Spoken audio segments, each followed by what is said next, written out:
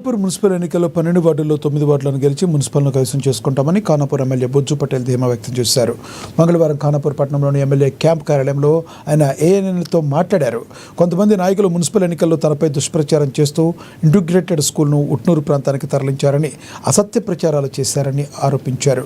గత ప్రభుత్వ పాలనలో 120 ఎకరాల అంబేద్కర్ భవనానికి స్టేడియం, గిరిజన భవన్, పోలీస్ శాఖ, ఫైర్ లాంటి కార్యాలయాలకు గత ప్రభుత్వ నాయకులు కేటాయించారని తెలియజేశారు. 120 ఎకరాలకు బదులు 79 ఎకరాల 20 గుంటలు మాత్రమే ప్రభుత్వం సేకరించడం జరిగిందన్నారు.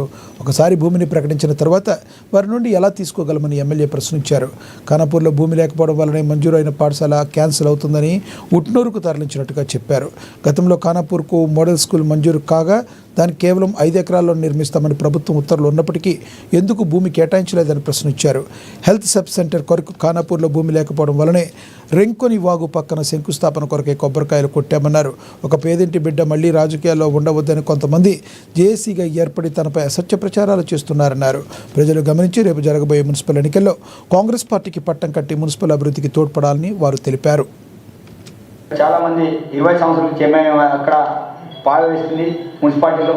మరి దాన్ని ప్రజలందరూ కూడా చాలా క్లారిటీతో ఉన్నారు. మన ఇంద్రమిల్లని అతను ఆపడం అనేది జరిగింది ఎంఐఎం సదర్. అదేవిధంగా అక్కడ పేద ప్రజలు చాలామంది నేను పోయినప్పుడు ప్రత్యక్షంగా నాతో మాట్లాడడం జరిగింది.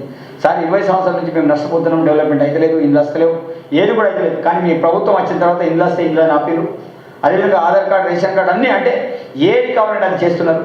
పేదలకు సన్నబియ్యం ఇస్తున్నారని వాళ్ళందరూ కూడా మాట్లాడడం జరిగింది. కంపల్సరీ బైన్స్లో చేస్తున్నాం, జెండా ఎగిరేస్తున్నాం, నిర్మల్లో చేస్తున్నాం. అదే ఖానాపూర్ 8 నుంచి 9 స్థానాలకు గెలవబోతున్నాం. కానీ నా అక్క చెల్లెటి నా అన్నదమ్ములు నేను కూడా విజ్ఞప్తి చేస్తున్నాను.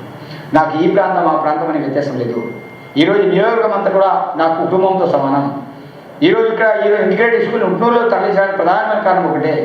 ఈరోజు ఇక్కడ జాగా దొరకపోవడం. వాస్తవంగా మనం ఫస్ట్ ప్లేస్లో రావాల్సిన స్కూల్ సెకండ్ ప్లేస్ వచ్చింది. సెకండ్ ప్లేస్లో కూడా అటువైపు కూడా జాగా చూపకపోతే సెకండ్ ప్లేస్లో రాకపోతుండే.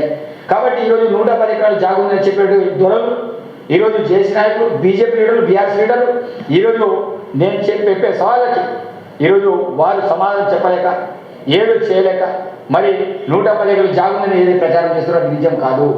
76 ఎకరాలు సేకరించారు, 76 వాళ్ళు పంచారు. అంబేద్కర్ భవన్ కోసం, అదేవిధంగా మైనారిటీ స్కూల్ కోసం, బీసీ హాస్టల్ కోసం, గోడౌన్స్ కోసం, అదేవిధంగా డబుల్ బెడ్రూమ్ కోసం, ఎస్టీ భవన్ కోసం, అన్నిటి అంటే ఏదేదో పంచేసి కోడ్ కాంప్లెక్స్ కోసం అట్లా మొత్తం పంచి 76 పంచారు. అది పంచింది నిజమా కాదా ఏం చేస్తున్న ప్రయత్నం నేను ప్రజలకు విజ్ఞప్తి చేస్తున్నా. దేవుడి మీద ఒట్టేసి చెప్తున్నా, అమ్మనాన్న మీద ఒట్టేసి చెప్తున్నా. నేను అటువైపు తీసుకెళ్ళడానికి కారణం ఈరోజు ఇక్కడ స్థలం లేకుండా చేసింది వాళ్ళు. బస్తీ దవాఖాన కడతామంటే రెంగు రావడానికి పోయి కట్టినా. ఈరోజు మీరు ఆలోచన చేయండి, అక్కడ పోయి టెంకాయ కొట్టినా అంటే ఇంచు జాగా లేకుండా చేసింది వాళ్ళు. ఇప్పుడు వాళ్ళు ఏమంటారు, ఇచ్చిన జాగాని తీసుకోవాలని. గతంలో మోడల్ స్కూల్ వస్తే జాగా 5 ఎకరాలు చూపించలేకపోయారు. గోదావరి దాటితే అన్ని కూడా మోడల్ స్కూల్స్ ఉంటాయి. మన దగ్గర ఎందుకు లేదు? మరి ఇదే నాయకు సమాధానం చెప్పాలి. బీజేపీ, బీఆర్ఎస్ అదే చేసి నాయకు సమాధానం చెప్పాలి.